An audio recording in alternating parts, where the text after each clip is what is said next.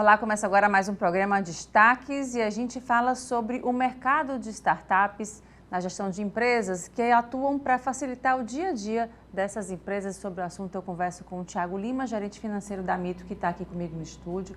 Thiago, obrigada pela sua presença. Eu é que agradeço a oportunidade de conversar com você. Thiago, falando desse momento das startups, né, trabalhando para a gestão de empresas também, a parte financeira que é importante, como é que tem sido essa criação nova, né, esse momento agora dessas startups? O legal é que as startups é aquele início, aquele bebê das empresas querendo trazer inovações tecnológicas. E hoje a gente está vendo que muitas empresas em todos os segmentos estão entrando nesse contexto. E a Mito, no contexto de fintechs, em tecnologia financeira, vem trazendo inovações das mais diversas plataformas, seja para o contexto corporativo ou para o contexto de pessoas físicas. Então, essas inovações são tendências que efetivamente vão ficar para o mercado e vão ficar para o dia a dia do consumidor. Traz uma facilidade, traz uma conveniência muito confortável para aquele que consegue trazer aquele serviço para o seu dia a dia. Thiago, e aí nesse momento, né, assim, as empresas elas estão abertas às startups também, como é que tem sido essa troca? As empresas vêm melhorando cada vez mais essa vontade de nos conhecer, vontade de querer saber do novo, porque exatamente as startups, as empresas de tecnologia vêm trazendo a inovação, vêm trazendo a diferença do novo no contexto de redução de custo, redução de gasto e otimização de processos. E é isso que os empresários querem, é isso que o mundo corporativo quer, otimizar processos, otimizar as mais diversas atividades que elas desempenham, mas com custo mais baixo.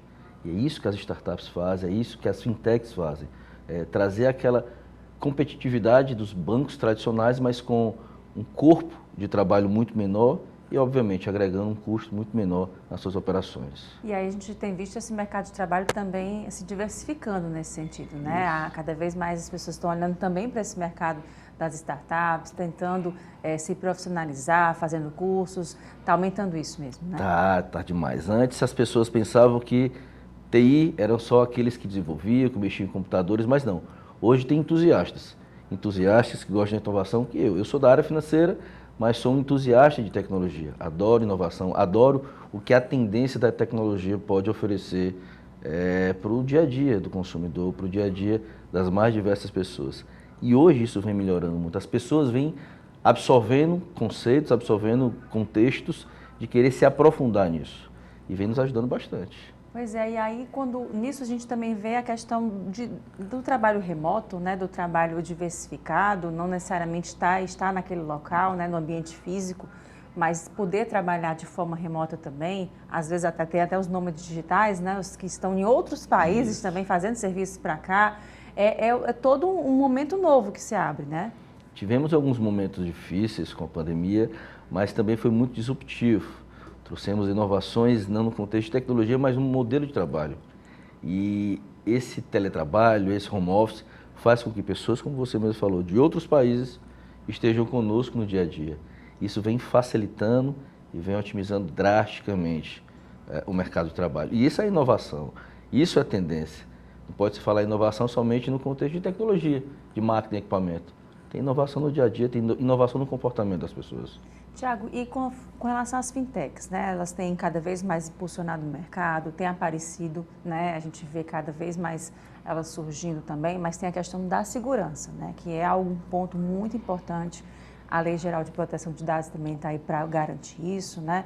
E a gente tem cada vez mais golpes aparecendo também, né? De uma maneira que a gente jura que é idôneo, né? Quem está fazendo aquilo dali. Mas, na verdade, quando você vai descobrir, não é. Então, assim, precisa quem está contratando e também quem está utilizando esse serviço ter a real noção de que aquele serviço traz segurança, né? Com certeza. Quando você estiver contratando, veja o histórico daquela empresa. Veja se ela tem indícios de segurança, de seriedade no mercado. E as empresas que estão propostas a isso, elas estão investindo muito alto no contexto de segurança. Porque, imagine só, fintechs são empresas bebês que estão comparando ou tentando concorrer com os grandes bancos que estão há muitos anos. Então, essas empresas, as novas empresas, as startups voltadas à fintech, elas têm tendenciado fortemente em investimento em segurança. precisa isso, porque os golpes eles estão cada vez mais modernos. E a segurança ela tem que acompanhar essa modernidade. Às vezes a gente até acaba caindo, né? Porque você jura que tem até o cadeadozinho ali, Isso. eles fazem de um jeito que você tem certeza, até para quem trabalha, acredito, né? Já disse, meu Deus, isso aqui é tão real, né? Mas acaba não sendo, né? Existe nesse caso, para quem está assistindo, alguma certificação específica para uma fintech poder trabalhar, né? Para ela poder ter esse trabalho certificado, quais são as seguranças para quem está assistindo e entender um pouco como é que uma fintech pode atuar de fato? Hoje a fintech para atuar no mercado, ela precisa respeitar algumas regulamentações do Banco Central. E essas regulamentações elas trazem uma burocracia necessária para trazer exatamente a segurança para o consumidor. Então, esse consumidor que está efetivando e contratando uma nova fintech, veja se ela tem não somente regulamentações ou indícios de segurança que possam ofertar as suas movimentações. A gente fala hoje de pessoas que estão começando a trabalhar no contexto de telefone. Vamos pensar em pessoas mais idosas que estão se inovando com isso. Então, é importante que elas também se preocupem com a sua segurança, com o seu patrimônio, que aquele é o patrimônio dela do dia a dia. E é um alvo fácil, né? Isso tem sido cada vez mais alvos fáceis de quem quer aplicar golpes, né? Infelizmente tem tendenciado a isso. Pessoas de determinadas idades são esses alvos mais fáceis, mas é importante que eles também estejam sendo atendidos. E digo mais, são aqueles que mais buscam conhecimento, tá? São aqueles que querem entender, querem conversar, querem saber mexer, e aqueles que ligam perguntando, com dúvidas extremamente pertinentes, porque você identifica que eles querem trazer a segurança para o seu dia a dia e principalmente querem trazer segurança para o seu dinheiro, porque eles passam aí aquele período que muitas vezes tem um valor que é necessário para aquele seu mês, então essa preocupação está muito maior. Eu digo mais, eu acho que está muito maior agora do que antes. Tiago, e como é que tem sido o campo de atuação da Mito? Como é que vocês estão trabalhando? Para quem ainda não conhece, explica um pouquinho sobre essa história. Tá. A Mito, bem que fundou há mais ou menos 4 anos, nós entramos no meio de intermediação do meio de pagamento, nós ofertamos exatamente essa tecnologia, essa facilidade para as empresas corporativas no seu dia a dia, na intermediação da sua folha de pagamento, como também nós fazemos um trabalho de intermediar uma concessão de crédito, através de um FDIC que dá lastro a toda a nossa operação, que tem toda a sua regulamentação muito bem pautada. Então, para aqueles que não conhecem a Mito ainda, dê a oportunidade de conhecer. Vejam a seriedade que é a Mito, vejam a seriedade da atuação que nós estamos atuando no mercado, expandindo para São Paulo, expandindo para o interior do estado. Então, isso mostra que os nossos números vêm crescendo por algum motivo. E esse motivo é a seriedade e o bom trabalho que vemos desenvolvendo no decorrer desses anos. Vocês estão aqui em Fortaleza, no estado do Ceará todo, como é que está a atuação? Hoje nós estamos atuando na capital, se expandindo para o interior, Juazeiro, Sobral, Crato, expandindo também para São Paulo e fazendo algumas parcerias em outros lugares do Brasil. Então, o ano de 2023, o ano de 2022, o ano de 2023 está sendo bem disruptivo para a gente, em expansão. E essa é a tendência que nós vamos querer, porque fintechs tem em todo lugar. Conforme o último dado, cerca de 66% de crescimento de empresas de fintech no Brasil, se comparado um ano ao outro. Então a gente precisa fazer um diferencial, seja no atendimento, seja na velocidade das entregas de determinados produtos e serviços, e é isso que nós propomos, é isso que nós buscamos para o dia a dia. A gente gosta muito de conversar olho no olho com aqueles nossos clientes, apesar de trazer aquela facilidade do digital, mas nós sempre queremos trazer essa preocupação. Nós temos a necessidade de querer atender, seja o povo, seja as pessoas das mais diversas áreas, das mais diversos contextos de faixa etária, enfim. Nós precisamos e queremos pessoas, nós gostamos de pessoas. Então nós agregamos a tecnologia com a experiência e o comportamento dessas pessoas. Tiago, você falou sobre crédito, né? O acesso a crédito. A gente viu aí nesse período mais crítico da pandemia, né? As pessoas tentando se reinventar, né? Se reerguer, e também o acesso ao crédito não foi tão fácil assim, né? ao ponto que a gente agora está tendo, né, um desenvolvimento já, as pessoas estão buscando, enfim. Como com relação ao acesso ao crédito aqui no Brasil, como é que você identifica isso? É um processo difícil, burocrático, apesar de que precisa ter uma segurança nesse todo esse processo, né? O que você tem identificado com relação a isso para a população brasileira no acesso ao crédito especificamente? Quando a gente fala em bancos tradicionais, a gente tem toda aquela burocracia em que exige efetivamente desses bancos. Com as fintechs, elas trazem uma forma mais desburocratizada, em mais agilidade, em mais facilidade nisso. Óbvio que com o contexto da pandemia, com o contexto das grandes atribulações que estamos passando no país, a concessão de crédito ela ficou um pouco mais difícil. Mas não significa dizer que está impossível, longe disso. As fintechs elas vieram efetivamente para incomodar o mercado financeiro, incomodar os grandes bancos. Hoje 80% dos bancos, hoje 80% do mercado financeiro é composto e liderado por 4 bancos. Então isso para as fintechs é muito bom, porque a gente vê um oceano azul gigantesco para poder explorar.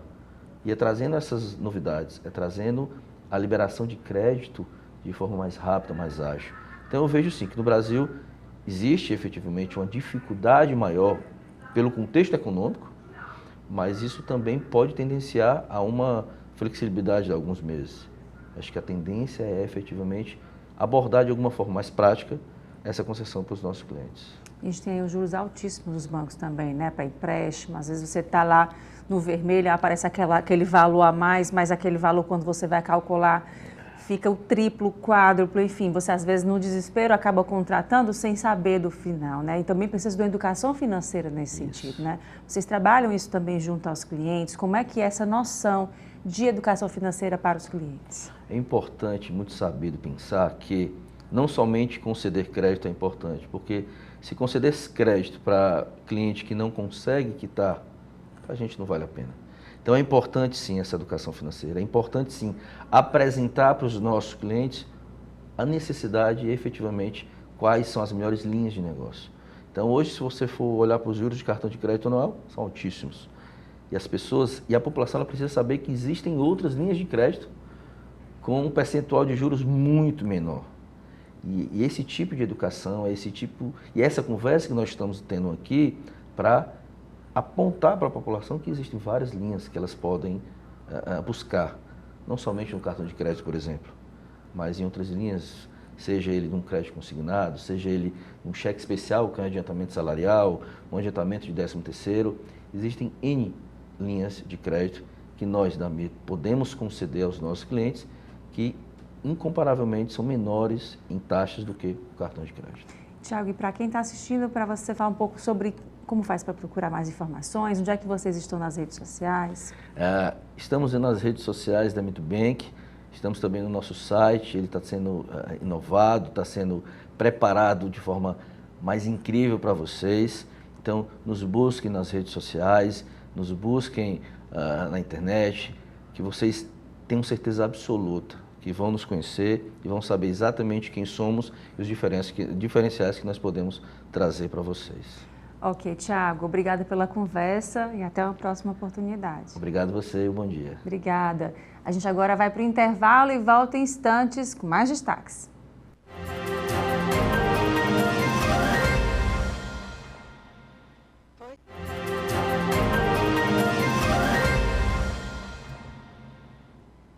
Estamos de volta, agora a gente fala sobre o mercado de construção civil com o empresário Bruno Barreto, que está aqui comigo no estúdio.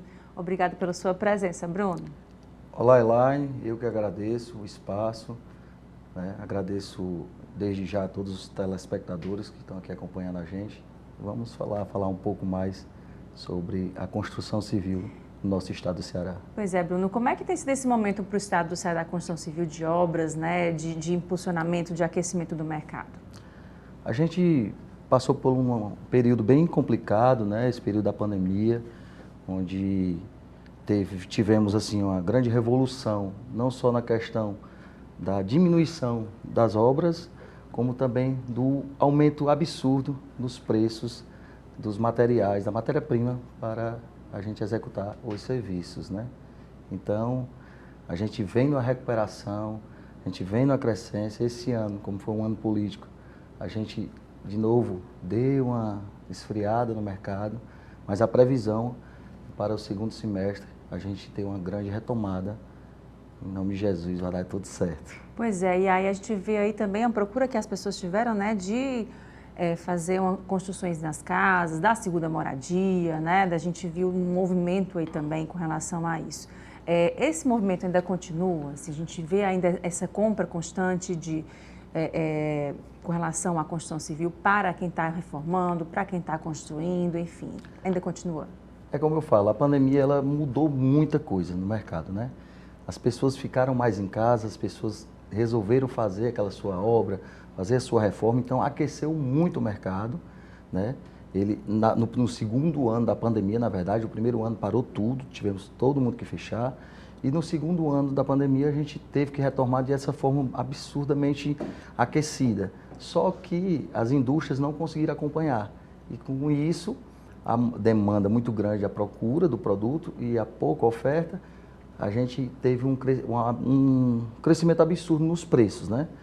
Mas já deu uma esfriada, as coisas já estão voltando ao patamar normal, eu acredito que vai normalizar, e no segundo semestre agora a gente vai retomar sim, mas de uma forma bem mais tranquila. As pessoas continuam ainda naquela visão de reforma, construção, estão ainda presas àquela questão de ficar em casa, de construir o seu ambiente de lazer dentro da sua casa. Tem muito ainda, mas esfriou e os preços estão voltando ao normal, e no segundo semestre eu tenho toda certeza que a construção civil vai dar uma alavancada grande na economia do nosso país.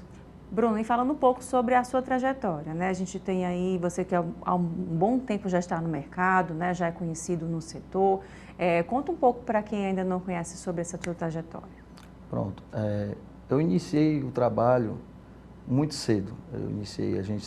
Comecei a trabalhar junto com a minha família. Meus pais inauguraram essa empresa Madeireira São Francisco, que é em Maracanaú, no ano de 2001. Eles iniciaram as atividades em 2001. A gente já está há 22 anos no mercado, né? E sempre trabalhei, estive presente, né, na empresa com eles e sempre estudei.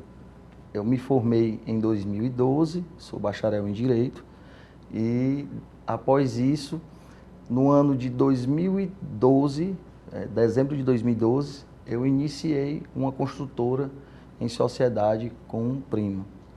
E essa construtora, a gente começou a fazer essas obras, na época, aquelas casas do Minha Casa Minha Vida, na época estava muito aquecido o mercado dessas casas, e a gente começou, com um ano após, a gente seguiu e direcionou para obras públicas. Depois disso, Deus abençoou, falo sempre assim, eu gosto de colocar sempre Deus em tudo que eu faço na minha vida. Deus abençoou e a gente conseguiu alcançar um patamar mais elevado, né? Sempre continuei dando suporte aos meus pais na empresa deles, e quando foi no ano de 2019, eu comprei a empresa dos meus pais. Então, hoje a Madeireira São Francisco, eu sou hoje o diretor da empresa, a gente está há 22 anos no mercado, como eu já falei, e hoje a gente é a maior madeireira do município de Maracanaú. Somos consideradas também uma das maiores do estado do Ceará. Esse ano eu inaugurei a primeira filial em Maracanaú, e a gente está com a prospecção já de projetos efetuados para a gente expandir para outros municípios da região metropolitana no início. A gente está agora mirando no primeiro município, que é o município do Eusébio. A gente deve estar inaugurando essa nossa segunda filial lá no Eusébio. É um investimento bem expressivo. A gente quer criar tipo uma loja conceito no Eusébio, porque o Eusébio ele se tornou um polo bem aquecido no ramo imobiliário, né? Só que o Eusébio, eu considero o Eusébio como uma classe A do ramo imobiliário. Você vê que pela questão dos grandes condomínios de luxo, né? A maioria está concentrada no Eusébio. A gente quer abrir essa loja conceito no Eusébio, se Deus quiser. No início do primeiro semestre de 2024, a gente vai estar inaugurando a Madeireira São Francisco Conceito. Pois é, a gente viu, você falou do Eusébio, né, realmente deu um boom ali, né, de desenvolvimento de shoppings novos que estão chegando, construções que estão chegando, né, e tem um olhar diferenciado e desenvolvido muito mais na região do Eusébio, né, isso é um mercado bem aquecido por lá, né. Exatamente, o Eusébio, assim, começou com essa concentração de alguns condomínios de luxo, né, e agora já está vindo grandes redes, né, são grandes empresas que estão se concentrando no Eusébio. A gente tem agora esse shopping novo que está abrindo lá, que está vindo muita coisa boa para o Eusébio. O Eusébio está ficando, como eu digo, um polo classe A do ramo imobiliário no Ceará. E quais são os diferenciais da marca de vocês, da empresa de vocês, com relação à questão da sustentabilidade, né, das inovações, das tecnologias? Exatamente. Eu sempre prezei por organização e sempre se modernizar. Hoje a gente é uma empresa que ela é bem tecnológica, né? Eu digo assim, desde o início do atendimento ao cliente, acho que 88% do nosso atendimento é online. Os nossos pedidos, acho que 70% também é através do atendimento online. A gente tem um grande cuidado com essa questão da preservação ambiental. Hoje a gente só consome madeira das 3 maiores serrarias do Brasil. Essas serrarias elas trabalham muito com o mercado externo, elas são exportadoras. E como eu sempre fui um cara muito bem relacionado, eu consegui fazer amizade com essas pessoas, proprietários dessas empresas, e consegui fechar contratos para a gente ser os únicos que trabalham com eles no estado. Existe esse direcionamento, essa fidelidade, né? Às vezes uma serraria ele prefere vender só para um madeireiro no estado, porque assim eles geram a questão da confiança, a garantia. Porque a gente que trabalha com a matéria-prima, um produto florestal, ele é bem fiscalizado. Então, se eu tiver um problema na minha empresa aqui no estado do Ceará, isso vai afetar também a indústria, a serraria lá na ponta da linha no Pará.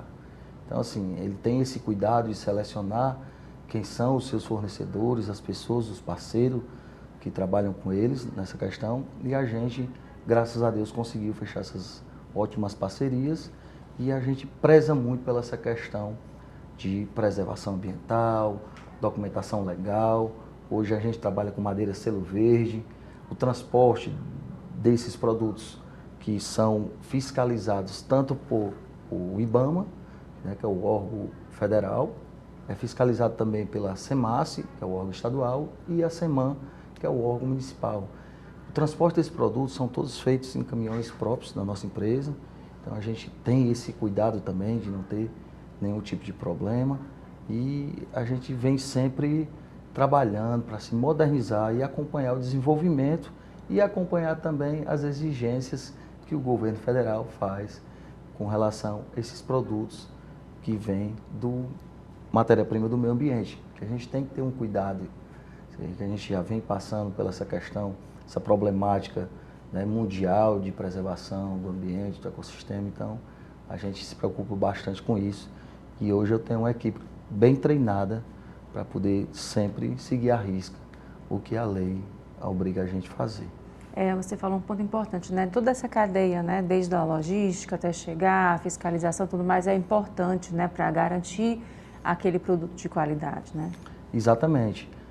A gente tivemos um problema há poucos dias, onde algumas empresas de pequeno porte estavam trabalhando com produtos ilegais e afetou muito as empresas que trabalham legalmente.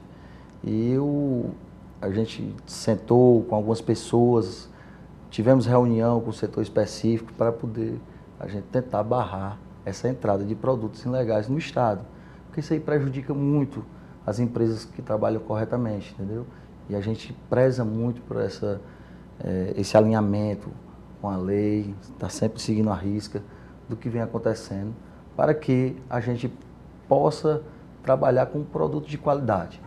A gente tem que ter esse cuidado, não pode desmatar de uma forma incorreta, você vai estar prejudicando o ambiente, você está prejudicando toda uma cadeia, né? Então a gente tem esse cuidado sim, de acompanhar desde a serragem, o transporte até a entrega final, que é o nosso cliente, consumidor final, aqui no estado do Ceará. Bruno, quem quiser saber mais informações sobre vocês nas redes sociais, na internet, onde é que faz para poder encontrar? Pronto. Hoje a gente tem o nosso Instagram da Madeireira São Francisco, @Madeireira São Francisco. Você vai estar lá e vai ver todas as informações. A gente é bem interativo, a gente gosta sempre de participar. Tem a minha rede social também, que eu gosto de vincular a minha empresa, que é Bruno da Madeireira. Quem puder seguir aí, vocês vão ver. A gente tem um trabalho bem legal, a gente está sempre fazendo grandes ofertas, grandes promoções, a gente está sempre dando informativos com relação ao cliente conhecer o produto que ele compra, que tem que ter esse cuidado de ele saber o que ele está comprando, né? Então a gente está lá, @Madeireira São Francisco, no Instagram, Facebook, Twitter, em todas as redes sociais. Graças a Deus a gente é bem tecnológico. Tá, joia, Bruno. Muito obrigada pela sua presença mais uma vez e até uma próxima oportunidade. Obrigado, agradeço a todos desde já. Tá Obrigada. Bom? A gente agora vai para o intervalo e volta em instantes com mais destaques.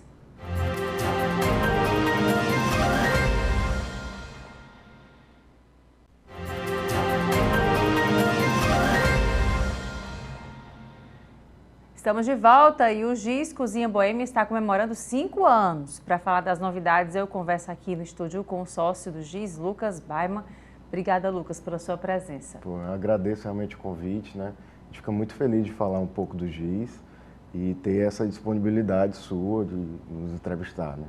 Pois é, falando, são 5 anos, né? Mas não parece pouco tempo, pelo contrário, né? Já faz parte do calendário daqui da cidade. Nessa trajetória de 5 anos, né, vocês têm esse muito forte da questão da regionalidade, né, de se trazer insumos locais, mas conta um pouco para quem está em casa que ainda não sabe um pouquinho da história do GIS. O GIS nasceu realmente com essa questão de trazer a brasilidade, né, regionalidade também, para Fortaleza. A gente via que tinha muitos locais que traziam comidas, gastronomias de fora. E a gente queria enaltecer, trazer um local confortável, né? Que tivesse uma alta gastronomia, mas que fosse comidas regionais, brasileiras, né? E também a questão cultural. Então a música é muito forte dentro do GIS, né? Com músicas só brasileiras também, né? A gente vai do chorinho, do jazz brasileiro, que se chama jazz e não jazz, né?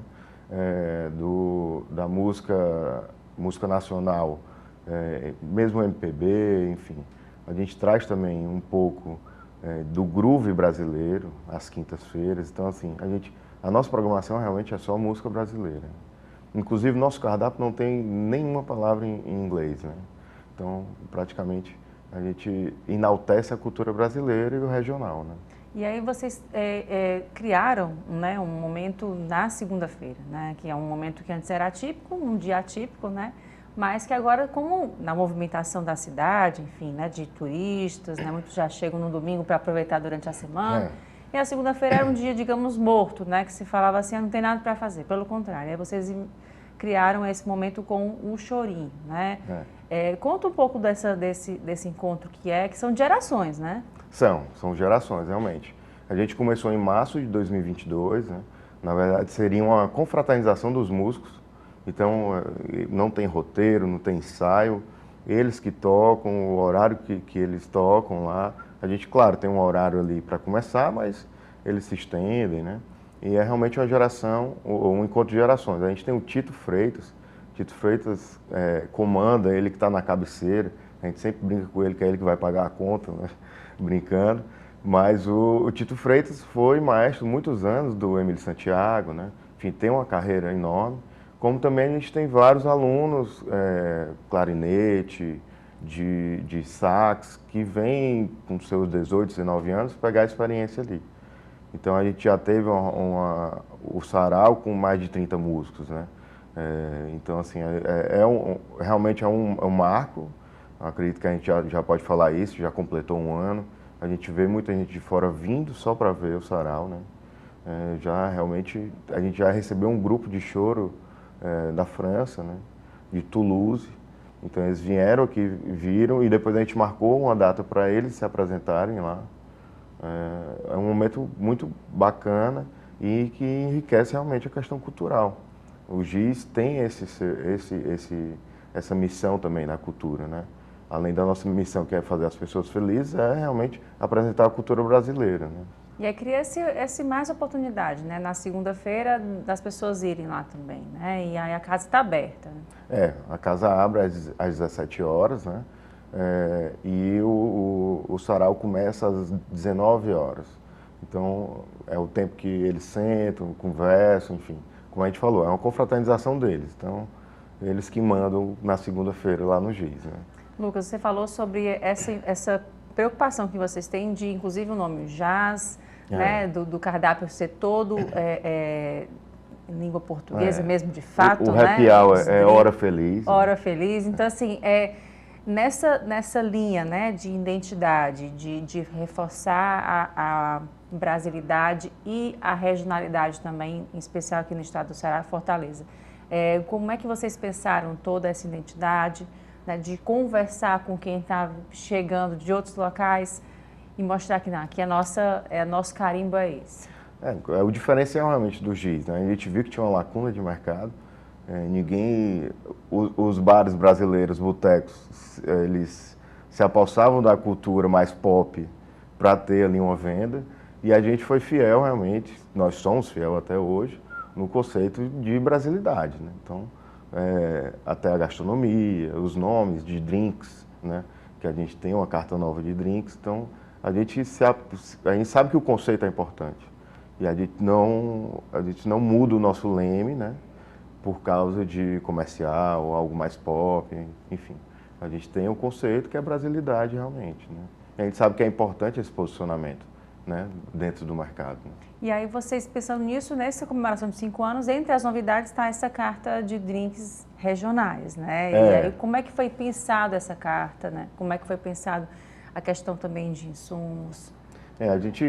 A primeira novidade, né, dos 5 anos é a carta de drinks nova, né? A gente fez praticamente 80% da carta de drink, foi renovada, foi assinada pelo Pablo Melo, que hoje ele está indo amanhã para o Rio de Janeiro, ele vai disputar o World Class, são os 20 melhores bartenders do país, né? Mixologistas, na verdade, do país, e ele vai disputar essa etapa final para ir para uma etapa internacional, né?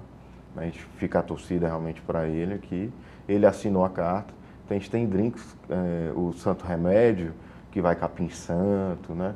Todos os insumos e nomes dos drinks foram pensados realmente mais regional, mais brasileiro, e ter essa assinatura, né? A gente tem a canelada, canela muito presente, né? A gente já tem a gengibrada, que é um drink muito famoso no GIS, e hoje chega para emoldurar ele vários outros novos drinks, né? E aí foi um momento, assim, quanto tempo se teve, né, de conversa com ele, até o momento de se pensar essa carta de drinks, de se degustar, provar e também de escolher, né? Olha, se a gente vai pegar esses insumos tais, aqui você falou do capim santo, falou do gengibre, desses insumos locais também, e de misturar isso tudo para dar certo. A gente fechou o planejamento estratégico desse ano de 2023, ano passado. E dentro dele tinha um cronograma para a carta de drinks, né? Então a gente já vem conversando desde fevereiro e falando um pouco. A gente fez algumas pesquisas também fora, né, de Fortaleza, ver o que é que tinha, o que é que a gente poderia ir, algo que não tivesse no mercado nacional, que a gente pudesse trazer para cá, né, contar um pouco de história também dos drinks. E o Pablo foi escolhendo, né? A gente vai provando drinks, né? A gente tem 14 drinks novos, com certeza a gente fez mais de 20 para chegar nos 14, né? Então ele vai fazendo os testes, ele tem a técnica, né, de acidez, isso tudo tem que ser casado, né? Acidez com doce, enfim, isso tudo ele casa e monta o drink para sair perfeito como está sendo a carta. Está sendo bem elogiada, a gente já está rodando ela já tem 1 semana, 2 semanas. Então, está indo bem. É uma alquimia que tem que combinar também com a gastronomia, né? Tem que harmonizar. Exato. E a segunda novidade é também a gastronomia. A gente vai alterar, né? A gente vai trazer novas perspectivas, né? Agora em junho. A gente já está fazendo as pesquisas. A chefe Luiz, que é a nossa chefe executiva, né? ela também já está trabalhando em cima dos pratos novos, entradas novas, né? Então isso vai ser lançado agora em junho, também está dentro do planejamento. Então a gente fez o ano passado o cronograma desse ano já. Tem mais alguma novidade ainda planejada para esses meses? Tem. A gente quer lançar ainda esse ano a cachaça do Giz, né? Vai ter um nome específico dela, a gente já está em registro do nome, né? Nós temos uma carta de cachaça extensa, né? São mais de 60 rótulos, então nós somos uma casa e a cachaça, na verdade, ela é Brazilian Rum, né?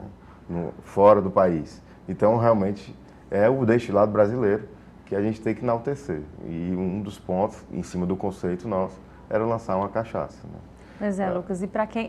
E tem mais novidades? Você estava começando a falar aí, tem mais Não, novidades? a gente tem a questão, a gente vai fazer um show fora, né, com atração nacional.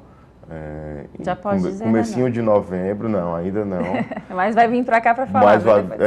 Venham, com todo prazer. Mas vai ser comecinho de novembro, num local bem bacana em Fortaleza, vai ser fora do Giz o show, né, para brindar esses 5 anos do Giz, né. Tá, joia. Lucas, me fala um pouco para quem está assistindo, que ainda não conhece, né, os horários de atendimento, onde é que vocês ficam? A gente fica na Rua Professor Dias das Rochas, no 579, no Shopping Bougainville, né? A gente funciona todos os dias, segunda a segunda. Sexta, sábado e domingo a gente abre meio-dia para almoço, né? E segunda a quinta a gente abre às 17 horas. Encerramento fica ali meia-noite e pouquinho. Sexta e sábado a gente estica um pouquinho o horário de encerramento, mas o horário de abertura é esse.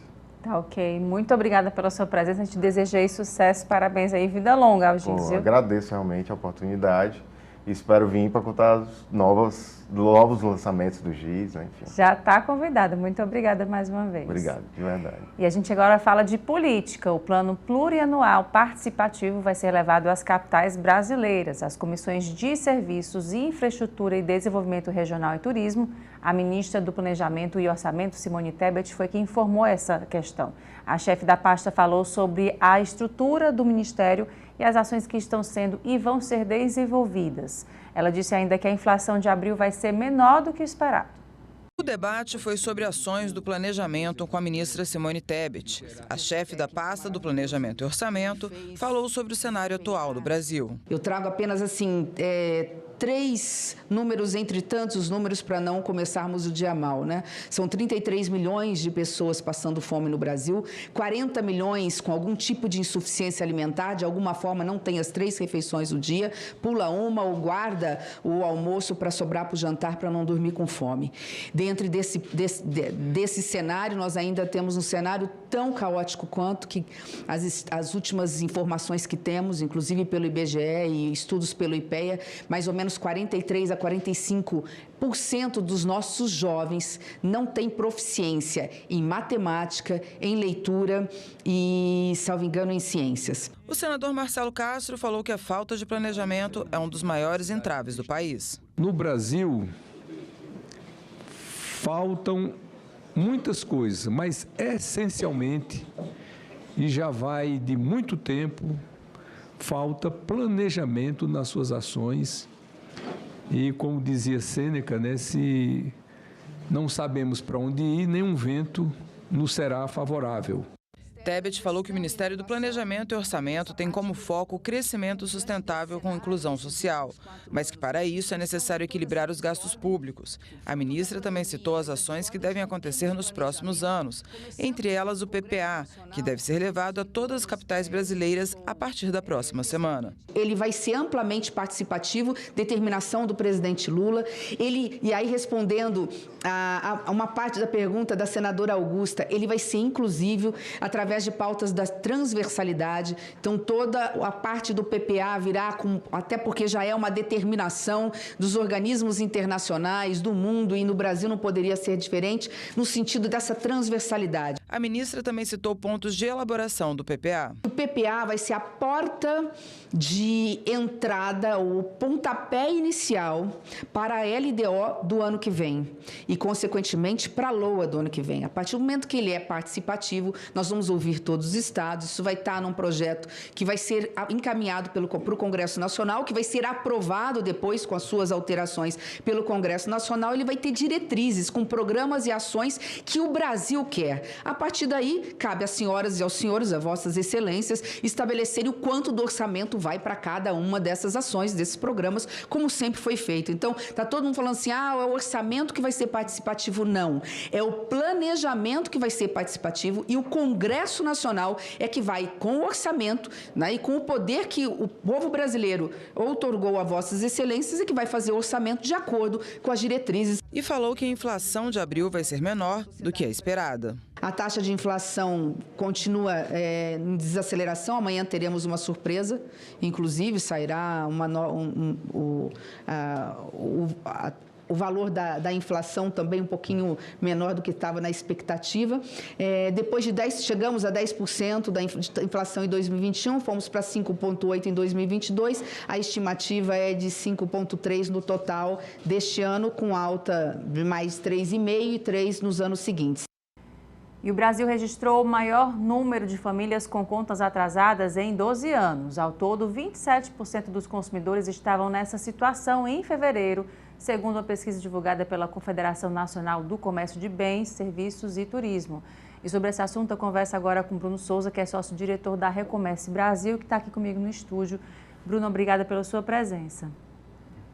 Bruno, fala sobre... a gente está falando sobre a questão de recuperação de crédito, mas, na verdade, é um outro nome, né? Que você está falando de reabilitação, né? É um pensar dessa pessoa voltar a ter crédito na praça, né? A ter a saúde financeira de volta, né? Explica um pouco para a gente sobre esse conceito. Exatamente, Elaine. O conceito de reabilitação de crédito, ele exatamente é o quê? É a pessoa voltar a ter crédito. Como você acabou de falar, a gente está numa crise, né? Tem muita gente, muitas famílias endividadas, e isso realmente acaba gerando um problema crônico para a economia.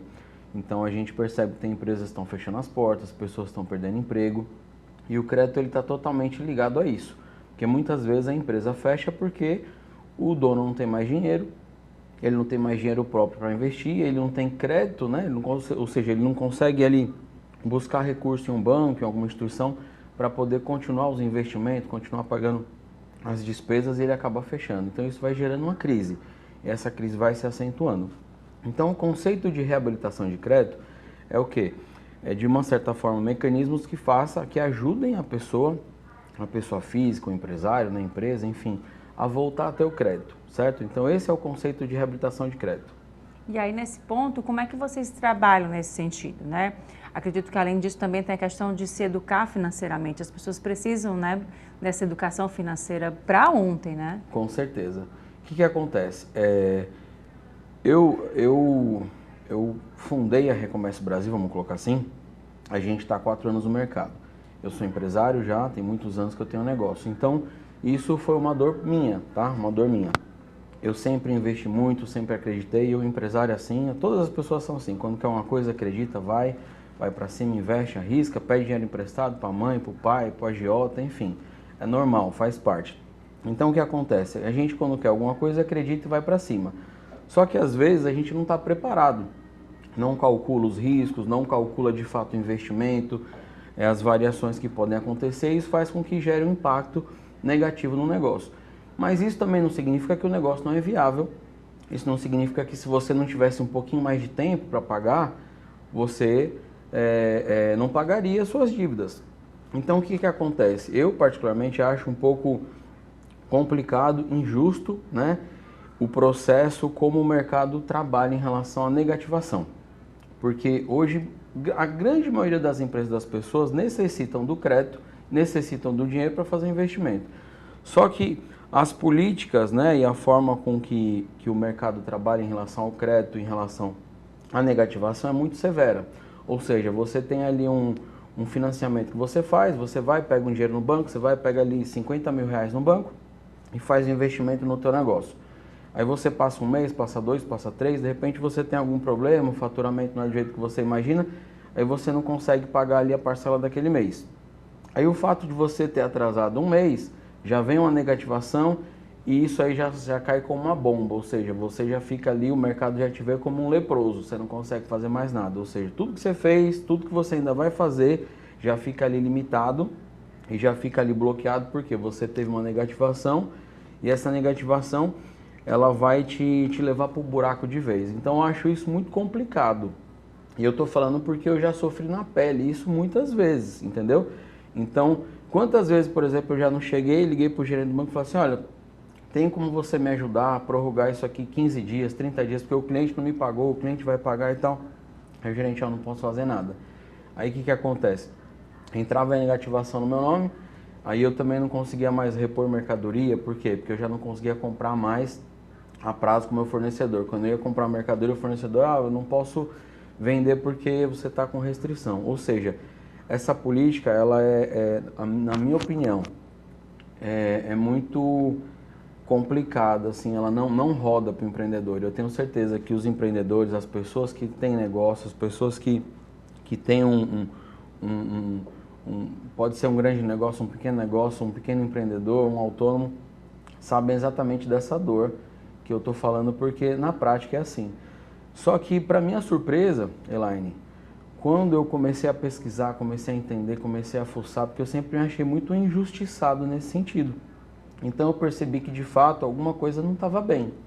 Eu percebi, porque sabe quando você tem aquele sentimento, aquela coisa realmente de que você procura ali algo que nunca me fugi de nenhuma dívida, de nenhum compromisso, nada disso.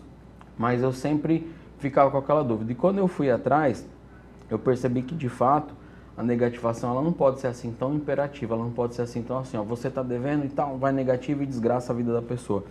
Existe um pré-requisito, existe um rito legal na lei, tá?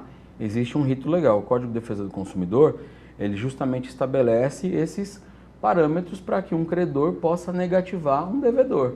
E quando eu fui olhar, eu vi que realmente aquela minha angústia, aquela minha tortura, né, aquilo que eu sofria, não era só eu, eram milhares e milhões de pessoas. Milhões, e agora isso só aumentando, né?